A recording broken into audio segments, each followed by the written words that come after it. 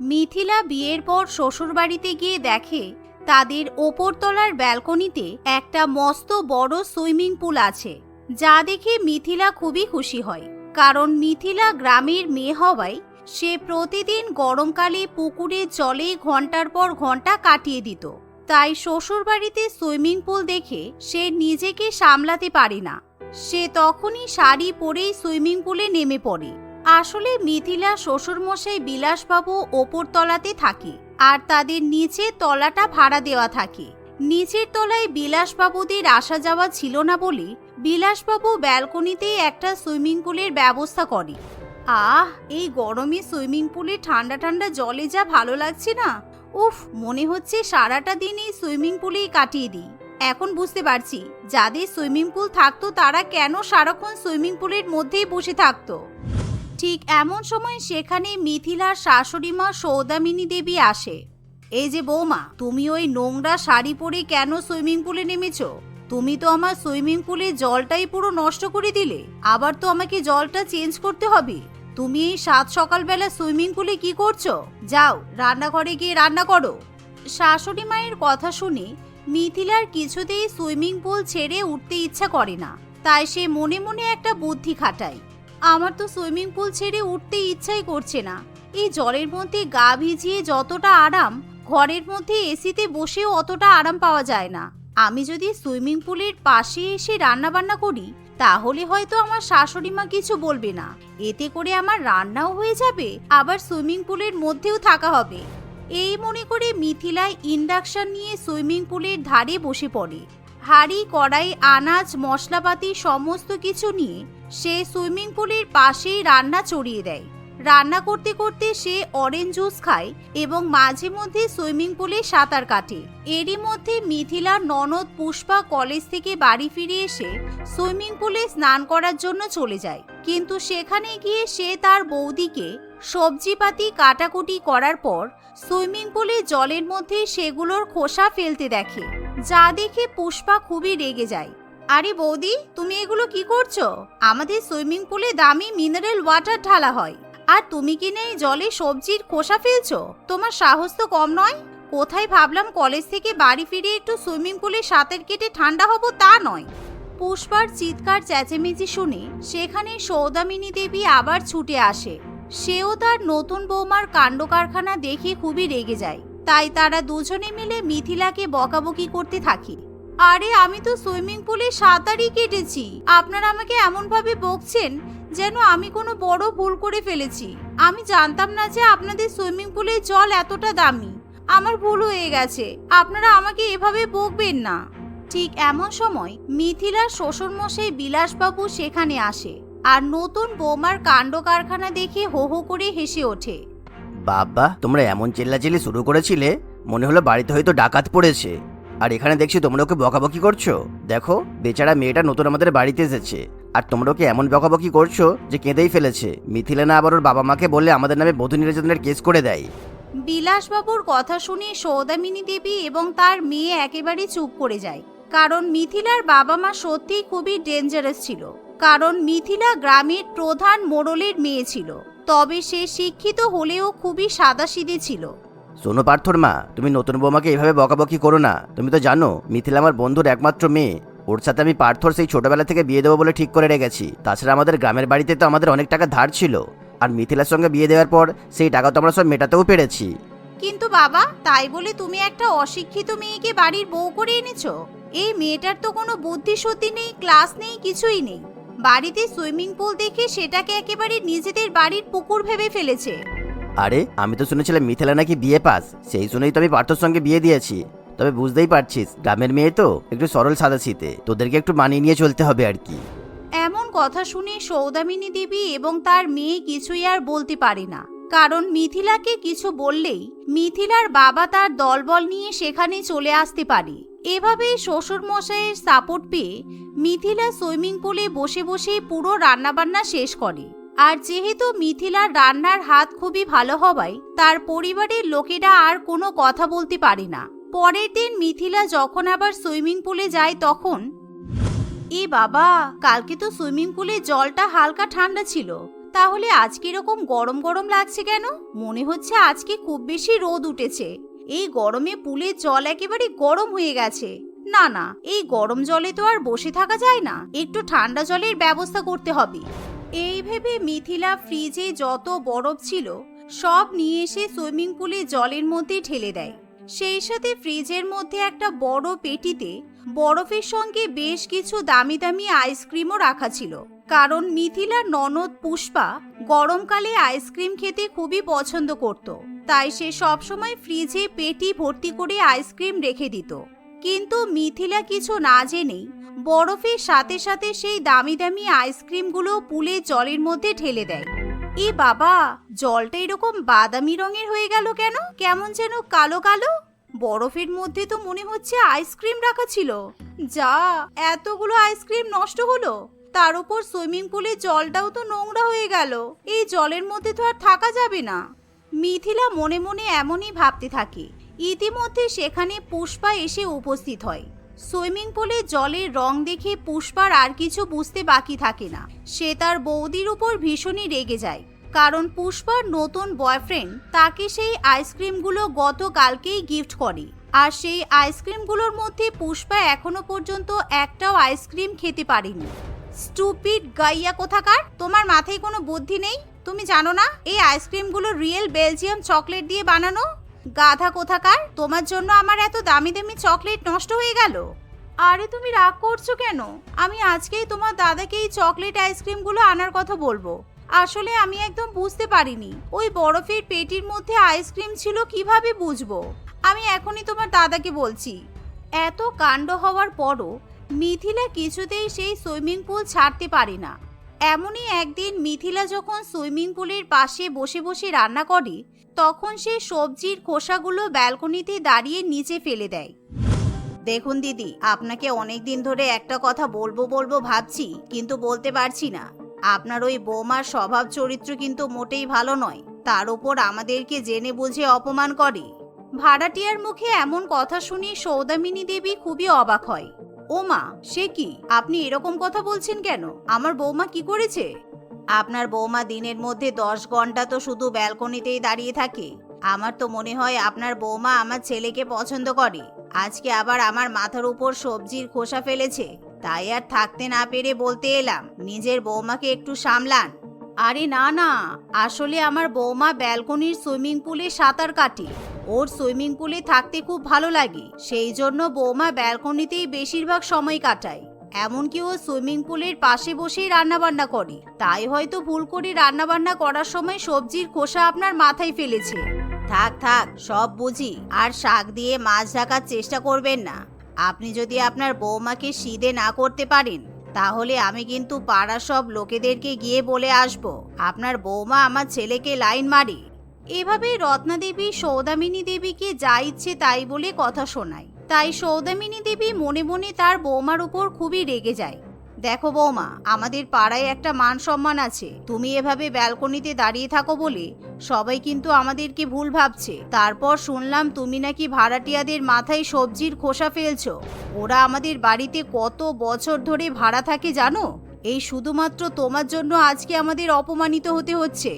বিশ্বাস করুন মা, আমি সত্যি বলছি, আমি ইচ্ছা করে ওনার মাথায় সবজির খোসা ফেলিনি। আসলে আমি ভুলে গিয়েছিলাম, খেয়ালে খেয়ালে কাজ করতে করতে হঠাৎ করে সবজির খোসাটা নিচে ফেলে দিয়েছি। আমি পরের বার থেকে আর এরকম করব না।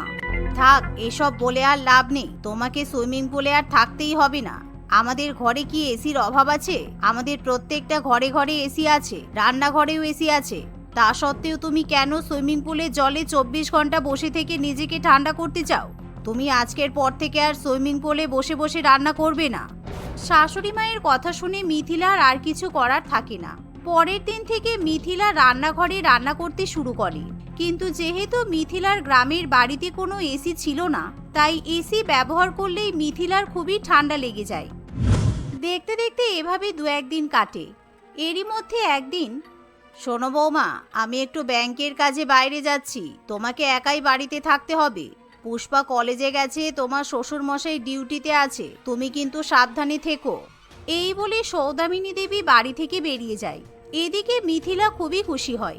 মিথিলা আর কোনো রকম অপেক্ষা না করে নিজের রান্নাবান্নার জিনিস নিয়ে ব্যালকনিতে চলে যায় আর সুইমিং পুলের পাশে ইন্ডাকশনে রান্না চড়িয়ে দেয়। রান্নাবান্না করার মাঝে সে সুইমিং পুলে সাঁতারও কাটতে থাকে। কিন্তু সেদিন ওয়েদার খারাপ হওয়ায় গুড়ি গুড়ি বৃষ্টি শুরু হয় আর বাইরের ওয়েদার একেবারে ঠান্ডা হয়ে যাওয়ায় সুইমিং পুলের ঠান্ডা জলে মিথিলার ঘুম চলে আসে। কিন্তু হঠাৎই বাইরে বৃষ্টির মধ্যে ভিজতে থাকা ইন্ডাকশনে বাজ পড়ে আর ইন্ডাকশনটা সম্পূর্ণ রকমভাবে ফেটে যায়। ওরে বাবারে, এটা কি হলো? আমার হাতের এই জায়গাটা পড়লো কি করে? বাইরে তো ভীষণ জোরে বাজ পড়েছে। না না, এখানে আর থাকা যাবে না। এই বলে মিথিলা সুইমিং পুল থেকে উঠতে যাবে এমন সময় হঠাৎই পা পিছলে সে অজ্ঞান হয়ে পড়ে যায়। কিছুক্ষণ বাদে পুষ্পা বাড়ি ফিরে এসে মিথিলার অবস্থা দেখে খুবই ভয় পেয়ে যায় আর তখনই মিথিলাকে হাসপাতালে নিয়ে যায় এবং নিজের পরিবারকে খবর দেয়। পেশেন্ট মাথায় খুব চোট পেয়েছেন, তবে ওনার জ্ঞান ফিরে এসেছে, একটুর জন্য বেঁচে গেছেন, ওনার হাতে একটুখানি জায়গা পুড়েও গেছে। ডাক্তারবাবুর কথা শুনে মিথিলার ইন্ডাকশনে বাজ পড়ার কথা মনে পড়ে। তাই মিথিলা বুঝতে পারে আজকে বাজটা যদি ইন্ডাকশনে না পড়ে মিথিলার মাথার উপর পড়তো তাহলে কত বড় একটা ক্ষতি হয়ে যেতে পারত। আপনারা সবাই আমাকে ক্ষমা করে দিন। আপনাদের কথা না শুনে আমি খুব বড় ভুল করে ফেলেছি আর তার শাস্তিটাও আজকে আমি পেয়ে গেলাম। আমি কথা দিলাম আজকের পর থেকে আমি আর কোনোদিনও সুইমিং পুল নিয়ে পাগলামি করব না। আমি তো তোমাকে সুইমিং পুলে থাকতে অনেকবার বারণ করেছি। আমাদের বাড়িতে এসি, পাখা, কুলার কিছুরই অভাব নেই। যাক, তুমি যে নিজের ভুলটা বুঝতে পেরেছো তাতেই আমরা খুশি। কয়েকদিন পর সুস্থ হয়ে মিথিলা বাড়িতে ফিরে যায়, কিন্তু সে আর কখনো ব্যালকনি সুইমিং পুলে গা ভাসাতে যায় না। মাঝে মধ্যে ইচ্ছা হলে সে ব্যালকনিতে স্নান করে, কিন্তু সেই দিনের ঘটনা মনে পড়লেই মিথিলার এখনো সুইমিং পুলে নামতেই যেন ভয় করে। মা, আমি বেরিয়ে পড়ছি, নিজের খেয়াল রেখো আর বাবাকে সাবধানে কাজ করতে বলবে।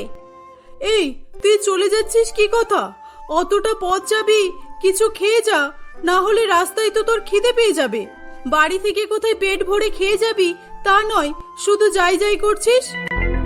উফ মা, তুমিও না অত চিন্তা করো না।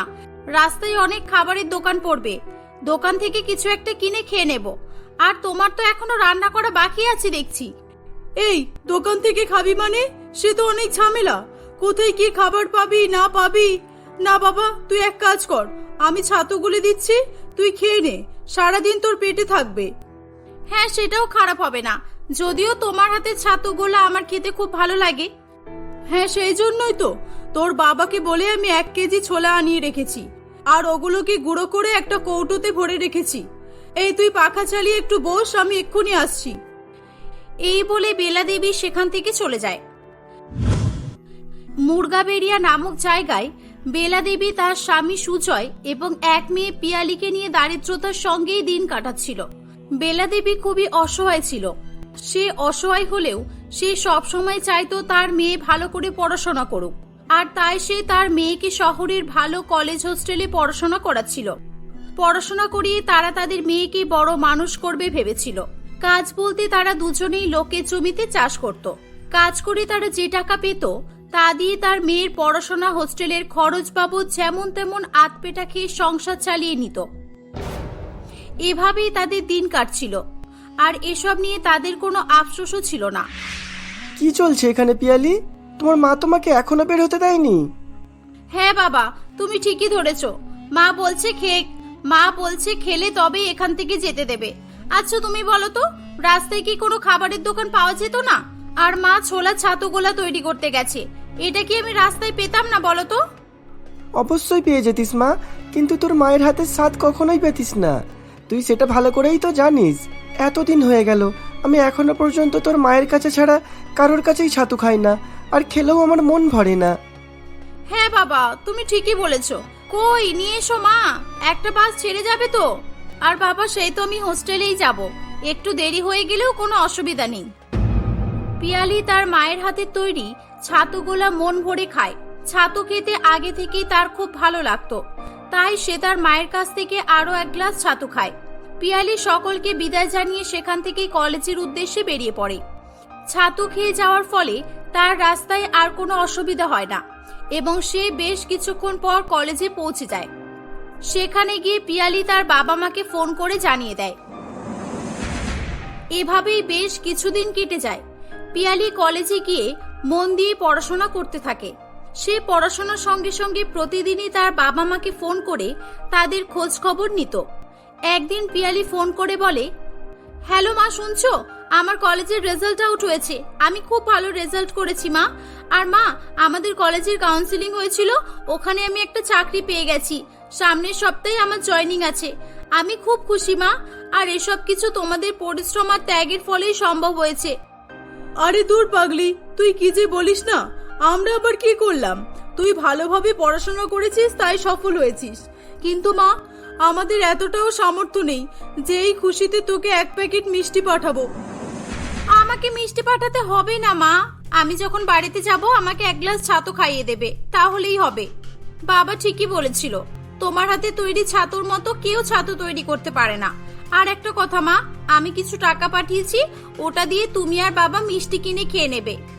কিন্তু মা, তুই তো সবে চাকরি পেয়েছিস, তা টাকা কোথা থেকে পেলি? সে নিয়ে তোমাকে চিন্তা করতে হবে না মা। আমি এখানে টিউশন পড়াতাম, আর সেই টাকা বাঁচিয়ে বাঁচিয়ে রাখতাম। আর শোনো মা, এখন থেকে তোমাদের মাঠে গিয়ে আর কষ্টের কাজ করতে হবে না। এই টাকাটা নিয়ে এই মাসটা চালিয়ে নাও, আর পরের মাসে আমি স্যালারির টাকা পাঠিয়ে দেব। এটা শোনার পর বেলা দেবীর চিন্তা একেবারেই কমে যায়। পিয়ালি একজন মেয়ে হয়ে তাদেরকে বাড়ির ছেলেদের মতোই দেখবে, এটা তারা কল্পনাও করতে পারেনি। আরো কয়েক মাস কেটে যায়। পিয়ালি তার কথা অনুযায়ী প্রত্যেক মাসেই বাড়িতে টাকা পাঠিয়ে দিত, যার ফলে তার বাবা মাকে আর জমিতে কাজ করতে হতো না। ধীরে ধীরে তাদের অবস্থা ভালো হয়ে যায়।